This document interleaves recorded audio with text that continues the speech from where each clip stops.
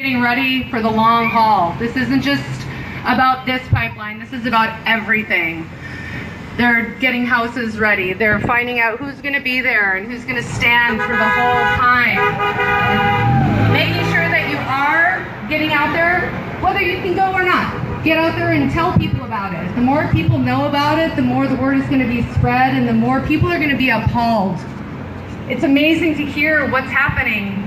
Not only, like I said, up in North Dakota, but in every reservation. Everybody's fighting for water, or fighting for their rights, or fighting for their land. So when you think about them, say a prayer. However it is that you pray, say a prayer. Wish for the best for everybody that's out there fighting the struggle, because it is a struggle, and it's been going on for hundreds of years, and we need to make sure that people know we're not going anywhere. We are not going anywhere. We're going to fight for our water, we're going to fight for Mother Earth, and we're going to fight to stay together, because being together like this is the only way that people are going to know. So be proud, say it, tell stories, tell people about what you're. Thank you, sister. Make sure we stay in contact after this. You know, up to date. Yeah. Yeah. That's the sentiment I get from just watching the videos and hearing from other folks. What a blessing it is to be up there. And you know what? From what I understand, they're going to be there from here until the project goes away.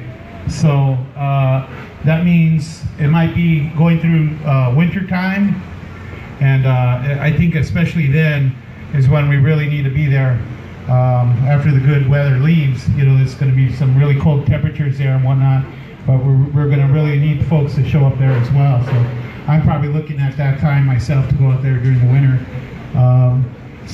Thank you, sister. A couple other relatives want to come up and introduce yourself real quick to the circle? Let us know why you're here.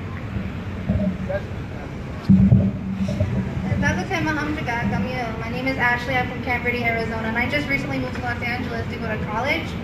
But you know, I never really participated in anything like this, so this is new for me, and I almost kind of want to cry a little because I've never been surrounded by Native Americans. Before leaving home, I lived on a reservation. Of course, we're all surrounded by Native Americans and my family and people. So being here, I feel like home. And I look at you and I see people who want to make a change, who want to make a difference in history. And it makes me like so humble to be a part of this today. So just thank you for being here and standing and changing for North Dakota Access Pipeline.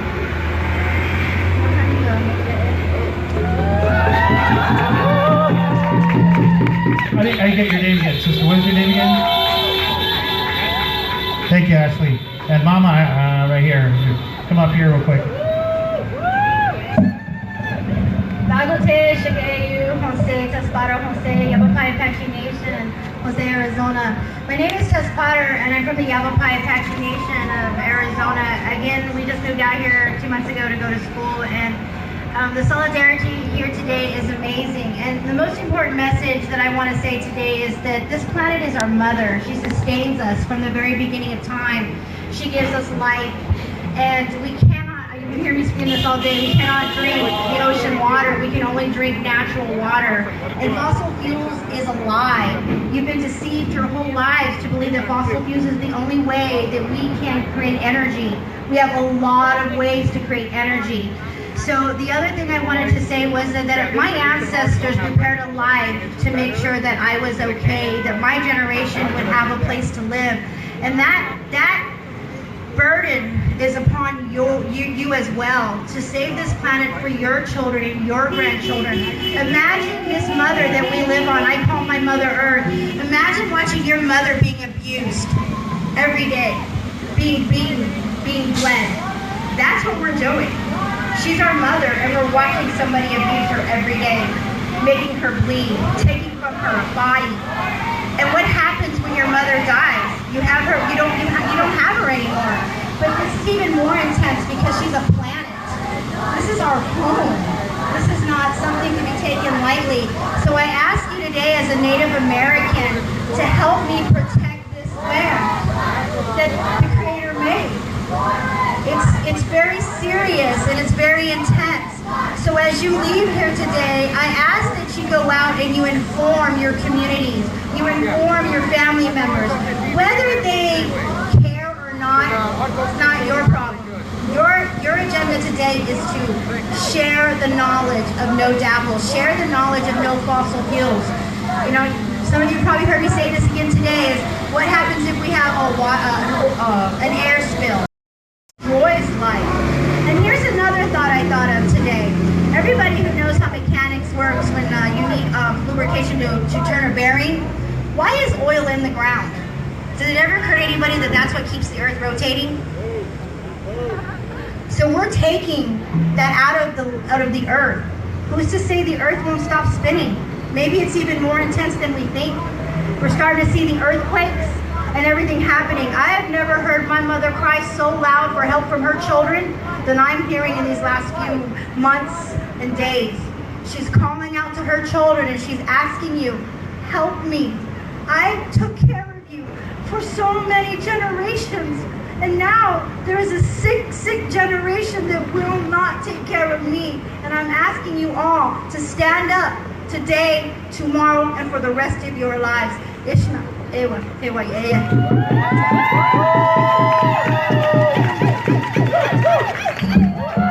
Thank you again, sister. Those beautiful words there made us all just take a moment and think, whoa, she just made a connection there we hadn't made yet, some of us. So thank you. Thank you for that. We're going to ask our sister Lydia here from AIM SoCal to speak about Leonard Peltier, and we'll turn the mic to her.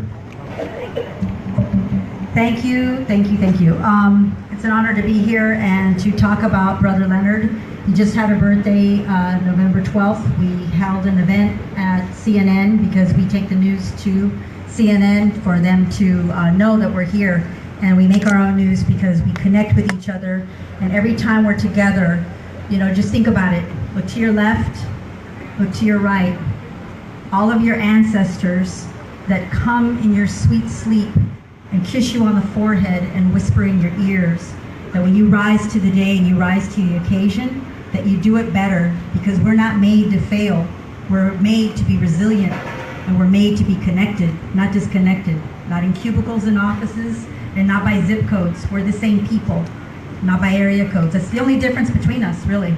We all have necessities of food, water, shelter, and love.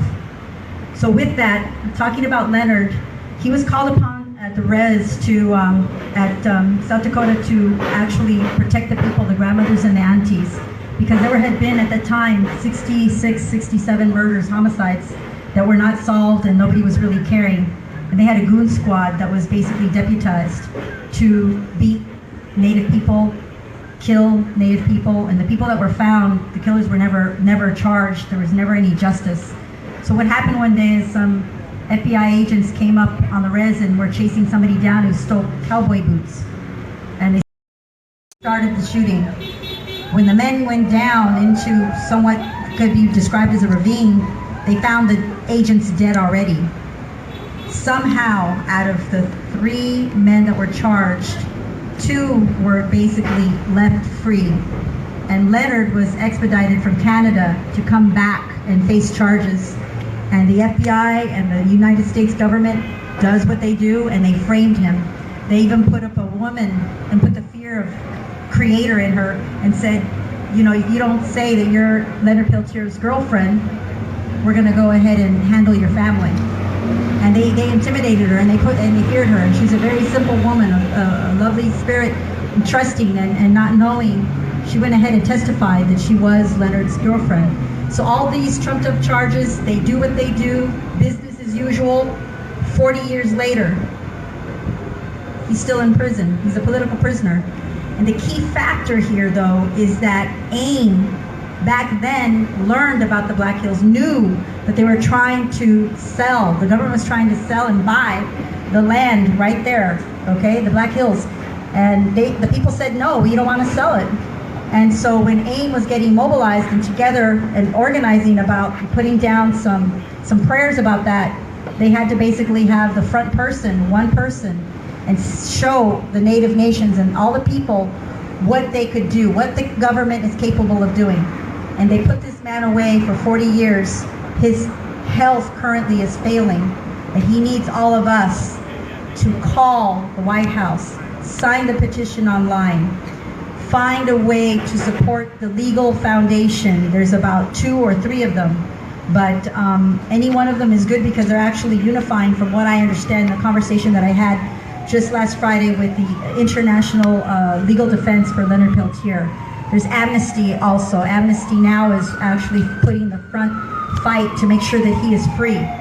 So that connection with the land,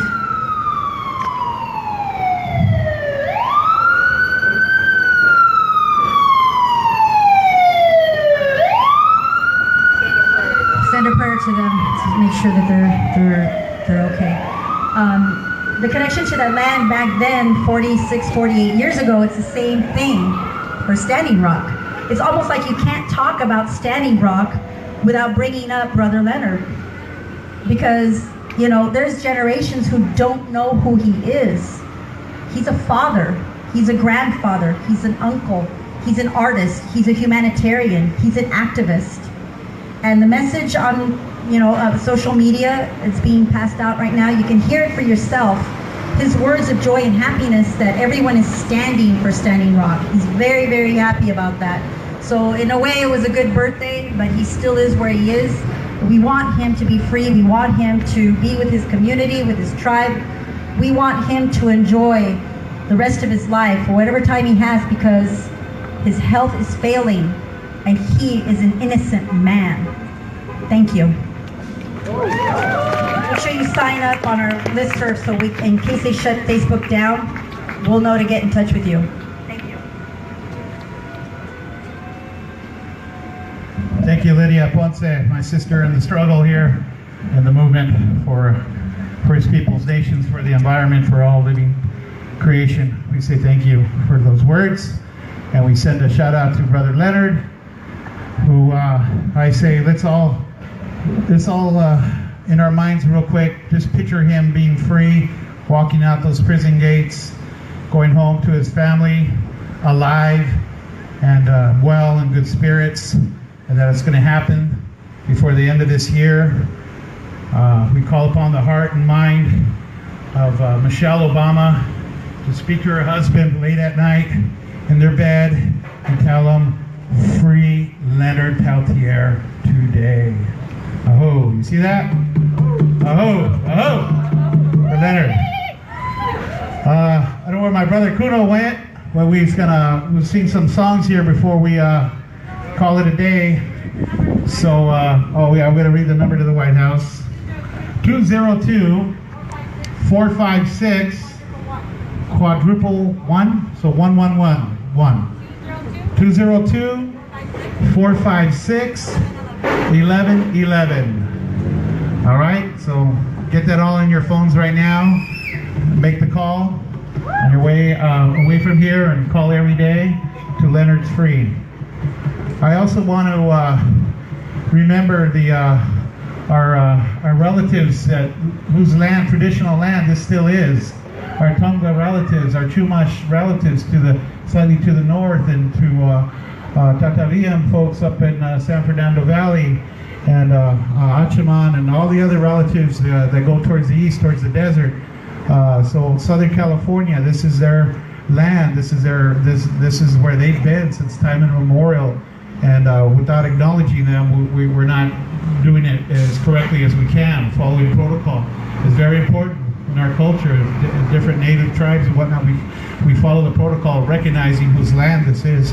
So we give them a shout out, a thanks, and we also, we have to realize they're still in the fight to save their ancestral burial grounds too. Towards the Playa del Rey area, the fight is still there.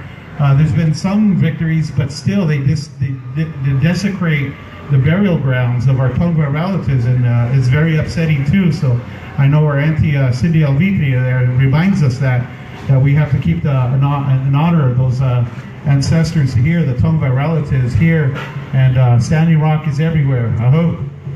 Okay, so brother. Got your drum. Mniwi Choni. Mniwi Choni. Mniwi Choni. Mniwi Choni. Mniwi Choni. Mniwi Choni. Mniwi Choni. Mniwi Choni. Mniwi Choni. Free Peltier. Free Peltier. Free Peltier. Free Peltier. Free Peltier. Thank you, relatives, for being here. My name is George Funmaker, and I'm from the Spirit Lake Dakota Nation of North Dakota and Ho Chunk Nation of Wisconsin. And me and my comrades, we just came back from Standing Rock this past weekend, and it was a beautiful time, a beautiful experience. And I encourage all of you who have the resources and a chance to go there to try to make it out there. And me and my comrades, we had a slogan that we were going by. We said we went from bury my heart at Wounded Knee to raise my heart at Standing Rock. Raise my heart at Standing Rock. And if you can't make it out there, I encourage all of you to go to the Standing Rock Tribe website, standingrock.org, and they need donations. Also, you can donate to the Red Warrior Camp. Those are the warriors who are getting arrested, who are literally stopping the construction, who are locking themselves to machines just like this across the street. They're destroying the earth. They're terrorizing the earth in the name of profit, in the name of money. There's probably Tongva elders' burial grounds right there, and they're destroying it. So we as Native people, as the caretakers, as the guardians of the earth, we have to take our rightful place in this society as leaders, and we have to remind the Wasichu that you can't drink oil, that water is life. They forgot that connection, that the earth is our mother, and we have to take care of it. It has a heart, it has liver, it has kidneys, it's a living being, so we have to protect her. So, and all of my Native people, thank you for being here, and to encourage all of you young ones to decolonize your thinking. I heard somebody said, I'm a Native American. You're not a Native American. We were here before America. Quit calling yourself Native American. Refer to yourself as your tribe, wherever you come from. Use your language. And when we say our president, he's not our president. He's their president, Obama. When you say our troops, that's not our troops. That's their troops. So you have to be careful with the words that you're using to decolonize. We're sovereign nations. So the elders told us there was a prophecy, and they say to be aware of 4 mind changers that the Wasichu are going to bring that is going to destroy us. He said the first mind changer is a liquid. The second mind changer is a black book. The third mind changer is a song. And the fourth mind changer is a card. So they try to interpret what is a black book? It's their religion. So as Native people, we have to return to our traditional way of life. Christianity and Catholicism, all of that nonsense belongs on the other side of on the other continent. Here on Turtle Island, we have to return to our traditional way of life. We have our own language. We have our own ceremony, our way of believing. So to reject their religion, they said that book also can represent school, education. You know, being educated in a Wasichu way, we have our own educational system for our young kids to bring them to ceremony, to teach them who they are and where they come from. We have to do that for our children so they know who they are. So we have our own educational system. The universities and the colleges, all of that is their system. To be careful and not to be colonized. They said that the other mind changer is a song. What do you think that song is? Can you say Colin Kaepernick? Let's give it up for Colin Kaepernick. I'm a Green Bay Packer soccer fan, but I'm always calling Kaepernick. That song they said was the national anthem. And what does the national anthem represent? Patriotism. Patriotism to what? To that flag. And what does that flag represent? For me, it represents just like a swastika. I'll never salute that flag. I'll never pledge allegiance to that flag. If there was a flag here and I seen it, I would burn it. Lydia has some matches. So you need to really critically think about what you're doing and what you're supporting. You're not an American. You're indigenous. You come from a sovereign nation. We have our own flag. It's the Eagle Staff. So that's what we honor and that's what we sing for. And the other mind changer they said is a card. What does the card represent? It represents tribal enrollment. We never had tribal enrollment. What does tribal enrollment go by? Your blood quantum. Just like a dog, a pedigree, they measure your blood. We never had that.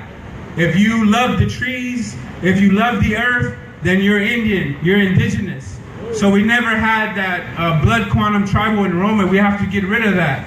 When people come up to me and say where they're from, they say, oh, I'm a quarter Indian, I'm a quarter this, I'm a quarter that. That's not how we think. So our Tongva elders also are struggling to be recognized, federally recognized. But we don't need that. We don't need that. And we determine who is native and who's not.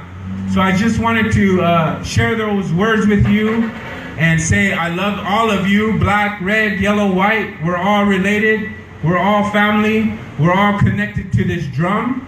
When you were in your mother's womb, the first sound that you heard was your mother's heartbeat. For 9 months, you heard your mother's heartbeat. And this is what this drum represents, life and good health. So I want to thank all of you for supporting this. And it's not just about Standing Rock. It's all of the struggles that are going on in Turtle Island to stay informed and support each other. And I want to thank Emiliano, Lydia, Eric.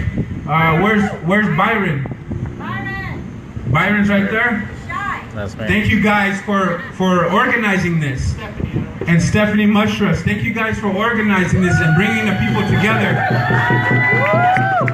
And hopefully we can have more of these things to bring attention to what's going on in Indian country.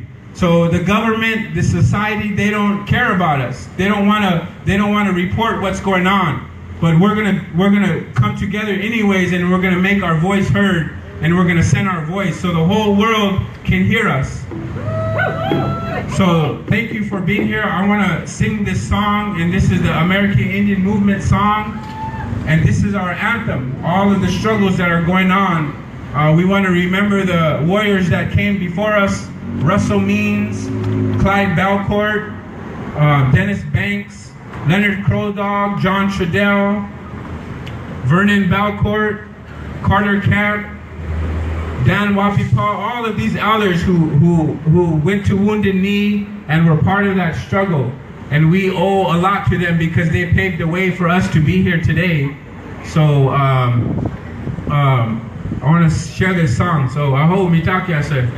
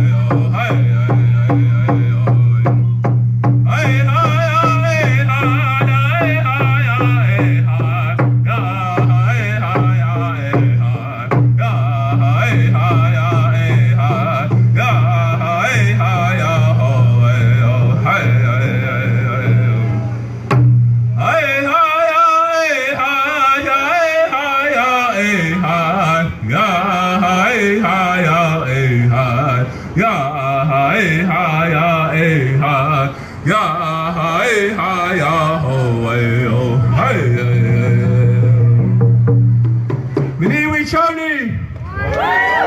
Miniwi Choni! Miniwi Choni! Miniwi Choni! I want to close by encourage all of us that we're all guilty too. We have to change our lifestyle. These water bottles that we're drinking, they're made out of the plastic comes from oil.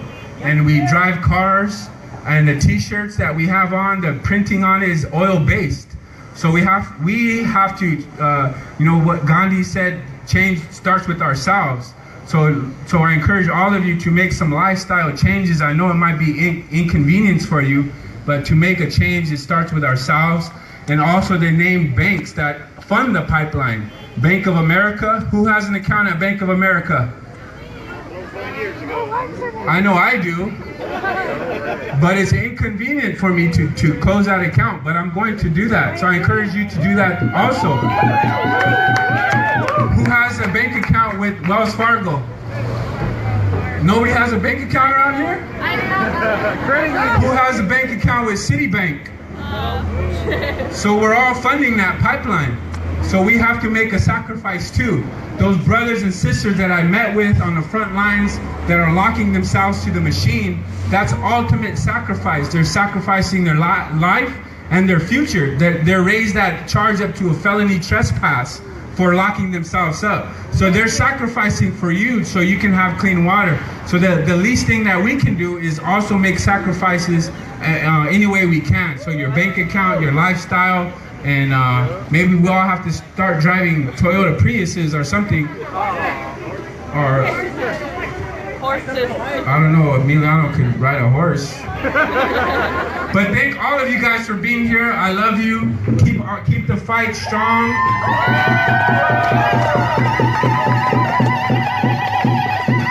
Your ancestors are with you, your grandmas are with you, your grandfathers are with you. In the spirit of Sitting Bull, in the spirit of Crazy Horse, aho mitake ase. All right. Wouldn't be a gathering of natives if we didn't do a little dancing as well. So I wanted to ask Stephanie if she was still around to speak about Oak Flats, but I don't see her in the crowd. Another announcement before we do this round dance. What's that? What's that? Jeremy, Des, and Byron, who actually were the organizers of this, and we assisted by sharing the event and whatnot. That's nothing. I want to make sure we thank them. AIM SoCal thanks them for putting this together. And additionally, we agreed to collaborate for Indigenous Peoples Day.